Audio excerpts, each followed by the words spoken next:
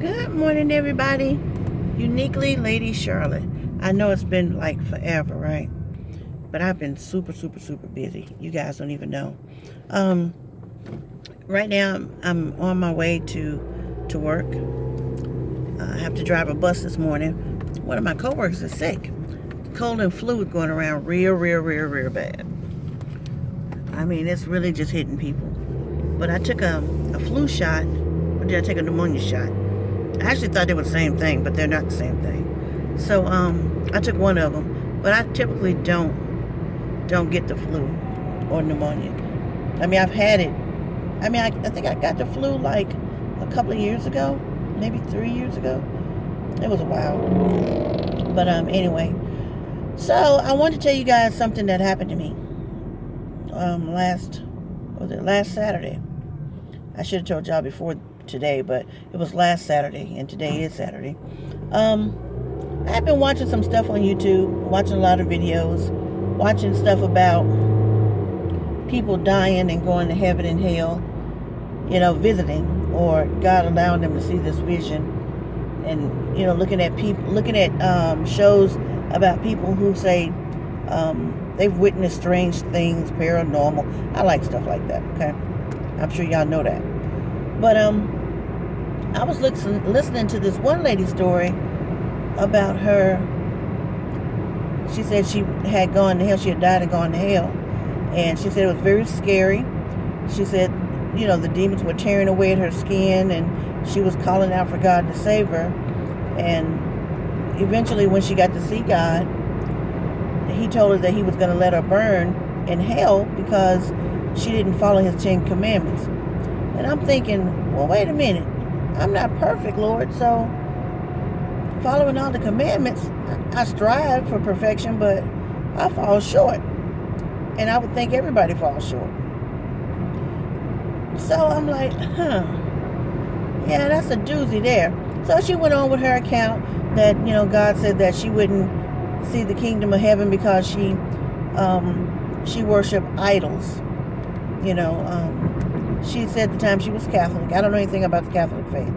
But she said at the time that, she was Catholic, and she worshiped idols, the saints, and she prayed to the Virgin Mary, and that's why he wouldn't let her into heaven.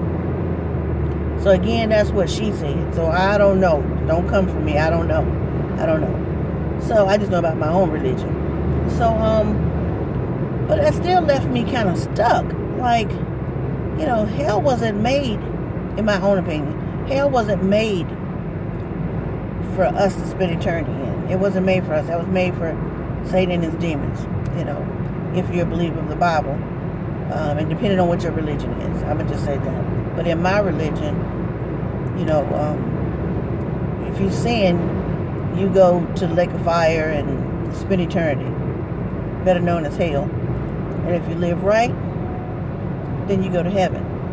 So I was thinking hard about this thing. It's like, well, eventually she got to come back. God asked her, do you want to stay or do you want to go, after he told her what she needed to do.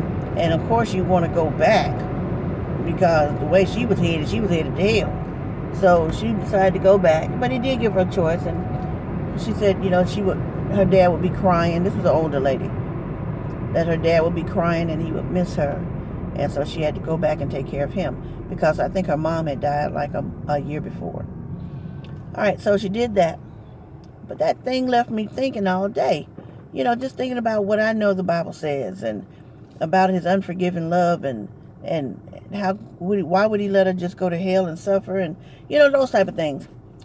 All right, so I'll tell you what happened. Went to the Walmart with my youngest niece. Well, not my youngest niece. She kind of is, but she's not. Okay, my sister and her boyfriend and her 3 kids just moved to my apartment, my 2-bedroom apartment. So I'm trying to help them out till they find a place to go, till they get situated. That's a whole different story. Yes, Hottie Scotty's still there too. So currently I'm the only one working at my house. But that's neither here nor there. So anyway, my niece and I, we go to Walmart. We're just walking around looking at stuff. That's all we're doing. And, she said she was having a good time. I was having a good time. She's 12. And we were just walking around looking through clothes. You know how women do. Ladies, you know how we do. I even go through the baby section. I don't even have a baby. But I go through the baby section. Just because I gotta go through the whole store. Alright, all the way over from groceries. Not that I was buying any. All the way over to tires. I don't know. I just gotta look at the whole store. So, I got this in the back of my mind because I've been thinking about it all day, but I'm talking to my niece, and it's really weighing on my mind. A bunch of whys. Why? Now, I was raised, you don't question God. And I wasn't really questioning, so to speak. I was just a little confused. I know what my story is, and I was listening to what she said, but then I also had to think a lot of the stuff she was saying, maybe she added to it or took something away from it, or maybe, God just dealt with her differently. But I know how he dealt with me when I saw my vision of heaven and hell. I know what Kiana said, and what she was saying didn't line up with what we experienced. Okay, so that's the thing that had kind of gotten next to me. So we're walking through the Walmart and up the main aisle, right where the ladies' pajamas are, the pajamas or the bras, and then there's a wide aisle. That's the wide aisle. And then, the men's stuff, depending on how your store set up, the men's stuff was on the back aisle, on the left-hand side, on my left-hand side. And so there was the skinny aisles, the ones where you walk through the clothes or whatever.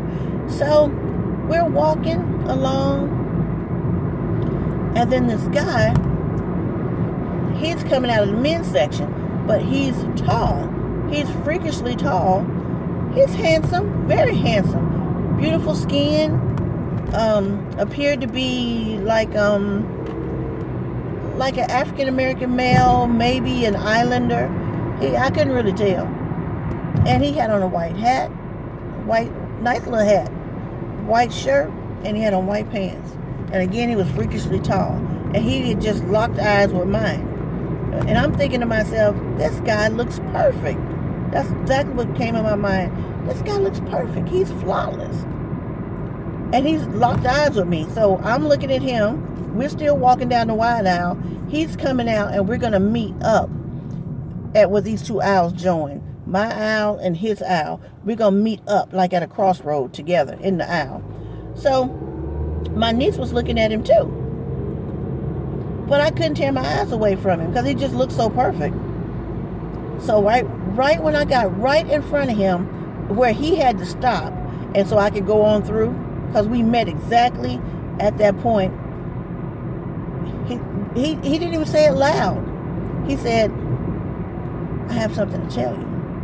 And I stopped in my tracks. My niece stopped in her tracks, and we were both facing him. And I was right in front of him to where I had to look up like that. That's how tall he was. That's how close we were.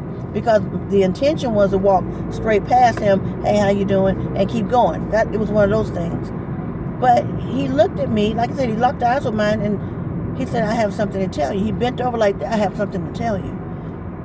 And I stopped, and I said, what do you have to tell me? I'm looking, my niece looking, and the way he just looked at me, he never lost his gaze. He said, there is nothing that can separate you and the love of God. I said, thank you, sir. I'm glad to know that. And I continued walking, and he walked right on across the clothes and was gone, into the women's section and was gone. My niece says, Aunt Kim. I said, yes, baby. She said, he just walking around the store just telling people that? I said, no, that message was for me. I've been thinking about something. She said, oh. Then we just went on, or she went on with the next conversation, just breezed on by, talking about clothes and other little things. And I was so thankful that I truly believed that I had met an angel. God had sent an angel to tell me that. Yeah, that may sound crazy to some of y'all. It may. Whatever. I just got to tell my truth. And I got a witness. My niece was right there when it happened. I ain't thought about that thing no more. Since he told me that nothing will separate me and from the love of God. That's all I needed to know. I mean, I knew it, but it was nice to hear it again. So I don't know what that lady was going through. I don't know what God told her or what she got out of what he told her. I don't know. But the God I serve, I just don't believe that if you tried to live the best life you can live, the best life you've tried to live, that he would send you to the pits of hell. That's just me. Oh Lord, the little sign guy out here, they trying to flip, but the wind blowing so hard. It's cold in North Carolina. The wind is so, oh Lord, they're bending up a little sign. One got free car wash today. I can't get over it. I got to go drive the bus. But they're trying to flip the sign, but they don't stop trying to flip the sign because the wind is blowing so hard. They're just holding it. They're just holding it, pointing over to the new car wash. I know. It's cold, baby. I know. So anyway, anything else happening in my life? Other than I'm working hard. I am working hard. That is the truth. Like I said, I got some house guests right now. Yeah. It's not as bad as you may think. It's not as bad as you may think. I just have to wrap my mind around it. Because the way society is today, the way it's going, family members have to move in together to try to make it. You got to move in, with your mom, back with your mom, your grandma, aunts, uncles, sisters. Because, you got to try to live with somebody to make it. You got to come together. That's what I meant to say. You got to come together. But it's real hard to come together when everybody don't play by the rules. That's the part. Let me tell y'all something. If you got to go live with somebody until you get yourself together, you can't go there. And I'm not saying my sister doing this. My sister didn't do this. I'm going to just clear the air on that. She ain't did this. You can't go in there with your own set of rules. You no longer have a place to call your own, and you have to go by the rules of the people or the place that you were at.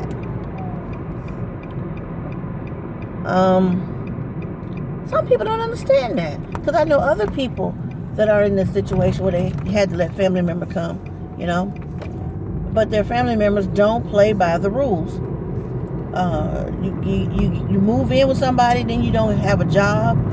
You ain't even looking for a job, but you want to eat up all the groceries. You can't possibly think that life is that easy. You can't possibly think that. Because if you do, there is something wrong with you, and you might need to check into a program or something. But you got people out there that do it.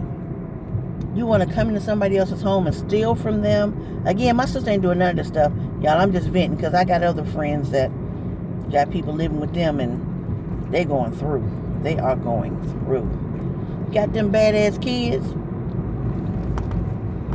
that don't listen to you, and especially the people's house they living in. Again, that is not my niece and nephew. I'm their favorite aunt. I'm Aunt Kimmy. I'm their favorite aunt.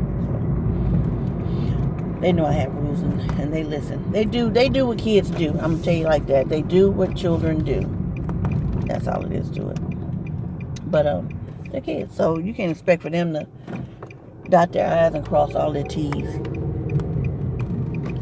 But and my nieces and nephews, they're not terrible children. Some of these kids sneaking out, doing, getting into other stuff. My nieces and nephews are not like that. And my grandchildren aren't like that. So anyway, I'm going to get ready to go. Because actually I'm on my way to my mama's house. I called her, but she didn't answer the phone. So I'm trying to make a sandwich before I go to work. Because her apartment is on my way to work.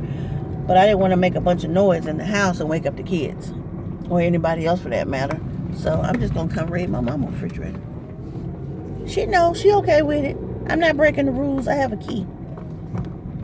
Yeah, I'm not breaking. You ain't breaking the rules when you have a key. So I have a key. Alright, so I'm going to go, guys. But hopefully I can get back with y'all this weekend. Tell y'all some other things I got going on in my life. Some positive things. Alright, talk to you soon.